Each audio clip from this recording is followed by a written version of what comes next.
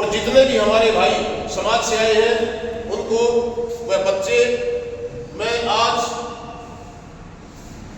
महान क्रांतिकारी तात्या टोपे के 158वें बलिदान दिवस की श्रद्धांजलि सभा में आप सभी का हार्दिक अभिनंदन करता हूं।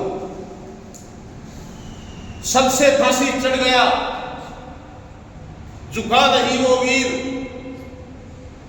आजादी का बीज वो गया क्रांतिवीर। रात ने देखी ना दिन देखा, आजादी के मतवाले ने फांसी ऊपर चढ़वा दिया उन देश के गद्दारों ने।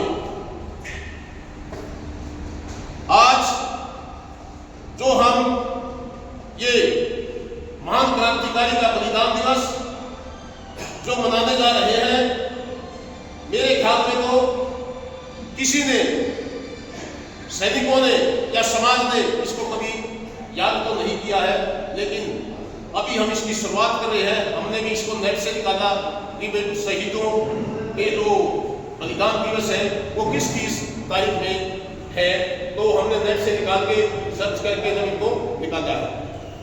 तात्या टोपे का असली नाम रामचंद्र पांडुरंग यावलकर था। उनका जन्म 16 फरवरी 1814 को ये बोला जिला नासिक महाराष्ट्र में एक वीर नारी श्रीमती रुक्माबाई की कोख से श्री पांडुरंग राव के घर पर हुआ था। धन्य है उस माता का जिसने ऐसे महान स्वतंत्रता सेनानी को अपनी कोख से जन्म दिया। उस माता की कोख को हम नमन करते हैं तथा उसके चरणों में शीश झुकाते हैं। ये बोला मराठा साम्राज्य का हिस्सा था और जो आज महाराष्ट्र में है।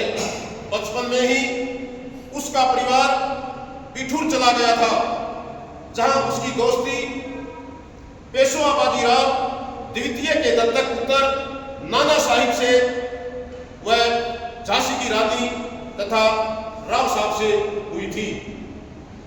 तात्या उसका बचपन का उपनाम था जिसका मतलब जरदल होता है। टोपे उपाधि बाद में मिली, मतलब कमांडिंग ऑफिसर होता है। एक किस्सा यह भी है कि कुछ समय तात्या टोपे ने ईस्ट इंडिया कंपनी की बंगाल सेना की तोपखाना रेजिमेंट में काम किया था, इसलिए टोपे कहलाए। दूसरा किस्सा, उसकी कीमती टोपी की वजह से लोग उन्हें टोपे कहकर बुलाते थे।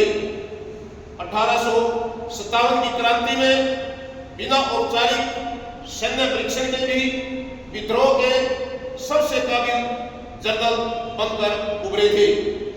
तात्या टोपे नाना साहिब के दाहिने हाथ थे और नवंबर 1857 के कानपुर पर हमला किया और मेजर जनरल विठल की सेना को अपने तेज प्रहारों से तितर-बितर कर दिया और 6 दिसंबर को सर कादिर कैंपबेल ने उन्हें हरा दिया।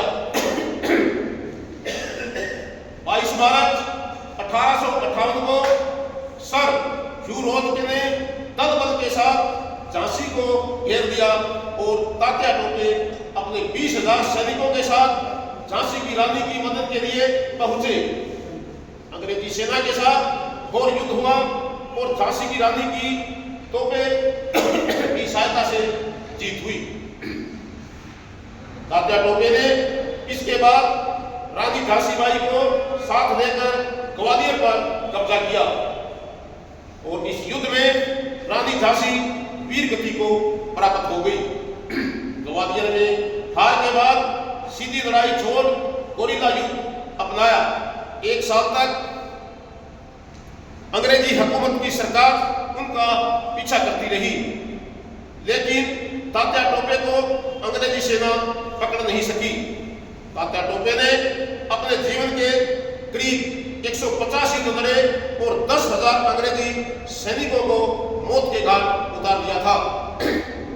उसके बाद पिट्ठू से भागकर ग्वालियर कंटीजेंट को अपने साथ मिलाया, खाड़ी पर कब्जा करके तोपें व 3 लाख रुपयों पर कब्जा कर लिया।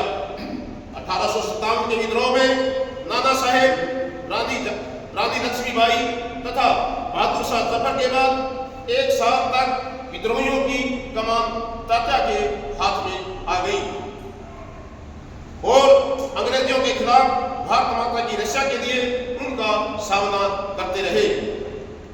तात्या टोपे के करीबी और सहयोगी माने जाने वाले उस्मान सिंह ने अंग्रेजों से मिलकर उस हिंदू गद्दार ने अपने ही साथी हिंदू क्रांतिकारी को पकड़वाने के लिए अपने साथी को ही नहीं बल्कि अपनी माता से ही गद्दारी करके 7 नवंबर 1959 को शिवपुरी के जंगलों में एक बार जोरदार से हमारे भाई साहब जीसी गुप्ता हॉस्पिटल के मालिक वीरेंद्र जी का स्वागत करें।